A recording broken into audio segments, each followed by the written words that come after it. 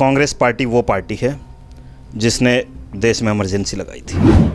अगर संविधान की अगर मैं कहूँ हत्या हुई तो वो इंदिरा गांधी जी के द्वारा इमरजेंसी के दौरान की गई थी। अगर संविधान में सबसे ज़्यादा अमेंडमेंट किसी ने किए हैं, संशोधन किए हैं, बदलाव किए हैं, तो वो कांग्रेस पार्टी ने किए हैं। प्रदेश की सरकारों को बर्खास्त करने का काम अगर किसी ने किया है सबसे अधिक, तो वो कांग्रेस पार्टी ने किया है। इस बार के लोकसभा चुनाव में तब से इनके हौसले बुलंद हैं, क्योंकि इनका झूठ काफ़ी हद तक बेचने में सक्सेस रहे। नमस्कार, आप देख रहे हैं BS24 न्यूज़। मैं हूं आपके साथ विनोद कुमार। हरियाणा में विधानसभा की तैयारी शुरू हो चुकी है और लगभग सभी पार्टियों ने अपने तरफ से तैयारी शुरू कर दी है। हाल ही में कांग्रेस की कार्यकर्ता सम्मेलन हुए और आज ही कांग्रेस पार्टी की तरफ से प्रेस कॉन्फ्रेंस किया गया, जिसमें बीजेपी पर आरोप लगाया कि वे संविधान को ख़त्म करना चाहती है। इसे लेकर कांग्रेस ने संविधान रक्षक दल बनाने की घोषणा की और आज प्रेस कॉन्फ्रेंस के जरिए चर्चा भी की इस पे। इसी क्रम में आज हमारे साथ मौजूद है बीजेपी के गुरुग्राम जिला प्रवक्ता धनराज बंसल जी और इनसे हम जानेंगे। बंसल जी, आपका बहुत बहुत स्वागत है BS24 न्यूज़ में।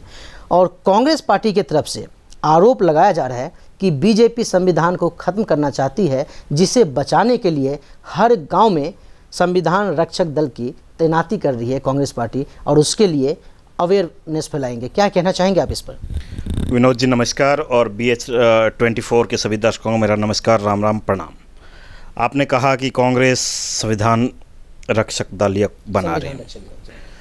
देखिए, कांग्रेस पार्टी वो पार्टी है जिसने देश में इमरजेंसी लगाई थी, आपातकाल लगाया था। अगर संविधान की अगर मैं कहूँ हत्या हुई तो वो इंदिरा गांधी जी के द्वारा इमरजेंसी के दौरान की गई थी। अगर संविधान में सबसे ज़्यादा अमेंडमेंट किसी ने किए हैं, संशोधन किए हैं, बदलाव किए हैं, तो वो कांग्रेस पार्टी ने किए हैं। अगर धारा 356 का दुरुपयोग करके प्रदेश की सरकारों को बर्खास्त करने का काम अगर किसी ने किया है सबसे अधिक, तो वो कांग्रेस पार्टी ने किया है। तो ये वो लोग हैं जो दिखावा तो कुछ और करते हैं, इनकी हकीकत, ज़मीनी हकीकत इसके बिल्कुल अपोजिट होती है। इन्होंने संसद में जब शपथ ग्रहण हो रहा था तब से, या अगर हम कहें कि लोकसभा चुनाव से पहले भी, इन्होंने दुष्प्रचार किया कि भारतीय जनता पार्टी की अगर सरकार बनी, तीसरी बार अगर भारतीय जनता पार्टी की सरकार बनी तो देश में चुनाव नहीं होंगे। ठीक है, आज इनको चाहिए कि देश की जनता से माफ़ी मांगे और ये अपना सच कबूल करें कि इन्होंने झूठ फैलाया था उस टाइम। इनको कहना चाहिए, अगर इनको सच्ची में लगता है कि देश में चुनाव नहीं होंगे मोदी जी के तीसरी बार प्रधानमंत्री बनने से, तो इनको राजनीति से संन्यास ले लेना चाहिए। जब चुनाव ही नहीं होंगे तो राजनीतिक पार्टियां क्या करेंगी? कांग्रेस पार्टी का फिर ज़रूरत क्या है? तब तो चाहिए कि जो गांधी जी की इच्छा थी कि आज़ादी के बाद कांग्रेस पार्टी को ख़त्म कर देना चाहिए, तो वो गांधी जी की इच्छा पूरी कर दें कांग्रेस वाले, राजनीति से संन्यास ले लें, कांग्रेस पार्टी को ख़त्म कर दें। ये पार्टी वो पार्टी है जो कि अंग्रेज़ ने शुरू की, A.O. ह्यूम ने शुरू की, विदेशी नागरिक ने शुरू की। आज इसकी कमान, या पिछले कुछ सालों से, 2 दशकों से इसकी कमान डायरेक्टली इनडायरेक्टली एक विदेशी महिला के हाथों में है। तो ये लोग, अगर सबसे ज़्यादा दलितों पर अत्याचार कहीं हुए तो हरियाणा की जनता मिर्चपुर कांड को भूली नहीं है। भूपेंद्र सिंह हुड्डा जी के टाइम में वो हुआ था। तो ये जनता इनके बहकावे में, बरगलाने में कुछ हद तक लोकसभा चुनाव में आ गई थी। भारतीय जनता पार्टी अब घर घर जा रही है और जनता को इनकी कांग्रेस की असलियत बता रही है, और हमें उम्मीद है कि हमें इसमें सफलता मिलेगी और इनको हम आईना दिखाने में कामयाब होंगे। आपने बात की कि जो अंग्रेज़ की समय की पार्टी है कांग्रेस, उससे अब ख़त्म होने का समय आ गया है, लेकिन जो 2024 का लोकसभा चुनाव है उसमें तो ये पार्टी जीवंत होती हुई नज़र आ रही है। और 2 चुनाव से लगातार 50 सीट के आसपास रहने वाली कांग्रेस इस बार 99 सीट पर पहुंच गई और हरियाणा में जो 5 सीट मिली है उससे काफ़ी उत्साहित होकर उन्होंने विधानसभा की तैयारी भी कर दी, जो कि बीजेपी की राह मुश्किल लग रही है उससे। आप क्या कहेंगे इस पर? 44, फिर 52 और फिर 99, ये 100 में से नहीं है, ये 543 में से है। तो ये जो दुष्प्रचार किया जा रहा है कि 99 मार्क्स लेके आए हैं मंदबुद्धि बालक, ये 100 में से नहीं है। मंदबुद्धि बालक के ये 99 नंबर 543 में से आए हैं। तो अगर आप ऋषि सुनाक की और लोगों की बात करें तो हार को बड़े दिल से स्वीकार किया जाता है, जनता को धन्यवाद किया जाता है और अच्छे विपक्ष का रोल इनको निभाना चाहिए। लेकिन नहीं, जब से ये विपक्ष में आए हैं तीसरी बार के इस बार के लोकसभा चुनाव में, तब से इनके हौसले बुलंद हैं, क्योंकि इनका झूठ काफ़ी हद तक बेचने में सक्सेस रहे। 52 से लेकर 99 तक जो पहुँचे, उसमें खटाखट ठकाठक के जो 8500 रुपये के झूठे वायदे इन्होंने किए, जो कि निभा नहीं सकते, जो कि कर नहीं सकते, वो किए। जो इन्होंने झूठ बेचा कि भाई आरक्षण ख़त्म कर देंगे, कि और कहा कि चुनाव नहीं होंगे, ये सब झूठ बोलने में, झूठ बेचने में ये काफ़ी हद तक कामयाब रहे। और इसमें मैं कहूँगा, मुझे ये कहने में, स्वीकार करने में कतई गुरेज नहीं है कि शायद ये झूठ अपने बेचने में कामयाब रह गए, हम अपनी सच्चाई को उतना नहीं कर पाए। कई बार क्या होता है कि झूठ 100 बार बोला जाता है तो झूठ उतना ज़्यादा चल जाता है, जबकि सच नहीं चल पाता। ये हुआ है। इसी से सबक लेते हुए, इसी से सीखते हुए अब हम जनता के बीच में जाएंगे, जनता को समझाएंगे। और जनता भी समझ रही है कि ये जो 8500 रुपये हर महीने देने वाला था, ये जो कहना कि आपातकाल हो जाएगा, चुनाव नहीं होंगे, आरक्षण खत्म हो जाएगा, ये सब झूठ था।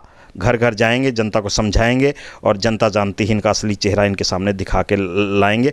जो आप कह रहे हैं कि इनके हौसले बुलंद हैं, हौसले बुलंद कुछ नहीं है। इनको भी पता है हरियाणा में 8 सीटें हमारी थी, कहीं ना कहीं थोड़े मार्जिन से 3 सीटें हमने गंवाई हैं। एक किस्म की कुछ ना कुछ मैनेजमेंट या कुछ कमियां रही, जिससे हम सीखेंगे। एक किस्म का ये मानिए कि ये जो 5 का जो नुकसान है, विधानसभा चुनाव में हम इसकी भरपाई करेंगे। और ये हमारे लिए एक किस्म का वो रहेगा कि अगर कहीं कोई एनुअल परीक्षा है, उससे पहले अगर कोई एग्ज़ाम होता है, उसमें अगर कमज़ोर परफॉर्मेंस आपकी रहती है तो उससे आप सबक लेते हुए आप अच्छा परफॉर्म करते हो, उससे सीखते हो। तो ऐसा ही कुछ यहाँ रहने वाला है। जो हमारे 5 सीटों का लोकसभा चुनाव में हरियाणा में नुकसान हुआ है, उससे सबक लेते हुए हम और मेहनत करेंगे, जनता से संपर्क करेंगे, जनता को भारतीय जनता पार्टी ने जो काम किए हैं वो बताएंगे और हमारी नीतियों के बारे में बताएंगे, इनके झूठ को उजागर करेंगे।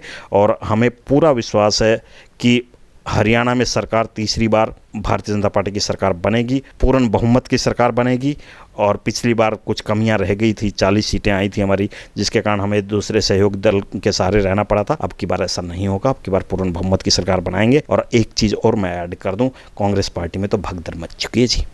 आपने देखा कि किरण चौधरी जी कांग्रेस पार्टी छोड़ गई। आज की ही न्यूज़ है, सोनीपत से इनके मेयर हैं निखिल मदान जी, वो कल भाजपा ज्वाइन कर रहे हैं। तो मैंने कुछ दिन पहले भी किसी एक चैनल के इंटरव्यू, शायद आपको ही कहा था कि 1 महीना और रुक जाइए, जैसे जैसे विधानसभा चुनाव नज़दीक आता जाएगा, कांग्रेस पार्टी में भगदड़ मचेगी और वो सब ज्वाइनिंग, जो इधर उधर के जो लोग आएंगे, वो भारतीय जनता पार्टी ज्वाइन करेंगे। और ये कुछ लोग टर्मिनोलॉजी यूज़ करते हैं कि भाई मौसम वैज्ञानिक, तो मौसम वैज्ञानिकों को पहले पता लग जाता है। अब मौसम वैज्ञानिकों को हरियाणा में पता लग चुका है कि तीसरी बार भी भाजपा की सरकार बनेगी और ऐसा होने वाला है। आपने भाजपा की सरकार बनाने की बात की, लेकिन कांग्रेस की तरफ से इस बार मुद्दा बनाया जा रहा है, जो हरियाणा में भूपेंद्र सिंह हुड्डा ने अपने संबोधन में कहा कि कभी हरियाणा नंबर 1 राज्य हुआ करता था, आज बेरोज़गारी में नंबर 1 है। हरियाणा में कानून व्यवस्था की स्थिति ठीक नहीं है, गंदगी के मुद्दा उन्होंने उठाया। साथ ही उन्होंने इस बार नारा दिया, जो कांग्रेस कार्यकर्ता थे, अब की बार वो 70 पार करेंगे और 70 सीट पर जीतने के दावा कर रहे हैं। क्या देखिए, बेरोज़गारी अगर कहीं बढ़ी है हरियाणा में, तो वो कांग्रेसियों की बेरोज़गारी बढ़ी है। और देश की जनता चाहती कि कांग्रेसी बेरोज़गारी ही रहें। ये बेरोज़गारी कैसी बेरोज़गारी है? जो लूट खसूट करते थे, जो नौकरियां बेचते थे, वो लोग बेरोज़गार हो गए हैं। जो रिश्वत लेते थे, जो नौकरियां बेचते थे, जो काले धंधे करते थे, वो जो कांग्रेस पार्टी से जुड़े लोग थे, वो लोग आज बेरोज़गार हो गए हैं। उनके बेरोज़गार होने में हरियाणा के भला है। और जो हरियाणा के आम नागरिक की बात की जाए, हरियाणा के युवाओं की बात की जाए, तो मैं बड़े गर्व के साथ कह सकता हूं कि हरियाणा की मनोहर लाल की सरकार ने, भाजपा की सरकार ने ऐसा काम करके दिखाया है जो लगने लगा था, खुद भारतीय जनता पार्टी के कार्यकर्ताओं को, हमारे जैसों को लगने लगा था ये शायद हो नहीं सकता, असंभव सा दिखने वाला काम इन्होंने करके दिखाया है। वो क्या काम है? बिन पर्ची बिन खर्ची की नौकरियां देना। एक बहुत लंबे समय तक, लगभग 2-3 दशक या इससे भी ज़्यादा समय तक हरियाणा में एक रिवाज, हरियाणा में एक सिस्टम बन गया था कि अगर चपरासी की भी नौकरी लगनी है तो वो सूची बनती थी मुख्यमंत्री कार्यालय से, खर्ची भी चलती थी, पर्ची भी चलती थी। और कांग्रेस पार्टी के हिसाब से अभी हाल ही में बने हुए सांसद तो ऑन कैमरा, ऑन रिकॉर्ड स्वीकार कर चुके हैं कि पर्ची उनके दौरान चलती थी। तो वो ये लोग क्या किया था, इन्होंने 10 साल में 80-85 हज़ार नौकरियाँ दी थी। दूसरी तरफ भारतीय जनता पार्टी की सरकार ने 1,35,000 से 1,40,000 नौकरियां दी है, बिन पर्ची बिन खर्ची की नौकरियां दी है। हरियाणा में अगर भारतीय जनता पार्टी को तीसरी बार सरकार में लाने का अगर कोई सबसे बड़ा मुद्दा है तो बिन पर्ची बिन खर्ची के 1,40,000 नौकरियां देना, इनकी 80-85 हज़ार से लगभग डबल नौकरियां देना और बिना पर्ची बिन खर्ची के ईमानदार से एक मेरिट के आधार पर नौकरियां देना, ये एक बहुत बड़ा मुद्दा है। हरियाणा का युवा इसको समझते हैं और हरियाणा में तीसरी बार सरकार लाने के लिए अगर कोई सबसे बड़ा मुद्दा है तो वह हमारी ये उपलब्धि है। जी बिल्कुल, तो जैसे कि आपने धनराज बंसल जी को सुना और ये कह रहे हैं कांग्रेस एक और आरोप लगा रही है कि हरियाणा में बेरोजगारी नंबर 1 पे है। वहीं बीजेपी प्रवक्ता का कहना है कि हरियाणा में रोजगार भी मिल रहा है और बिन पर्ची और बिन खर्ची पर, और इसी मुद्दा पर वो चुनाव में भी जा रहे हैं और वो चुनाव जीतेंगे भी और तीसरी बार हरियाणा में बीजेपी की सरकार भी बनेगी। फिलहाल अब तक के लिए इतना ही। कैमरा पर्सन संजीव के साथ विनोद कुमार, BH24 न्यूज़, गुरुग्राम।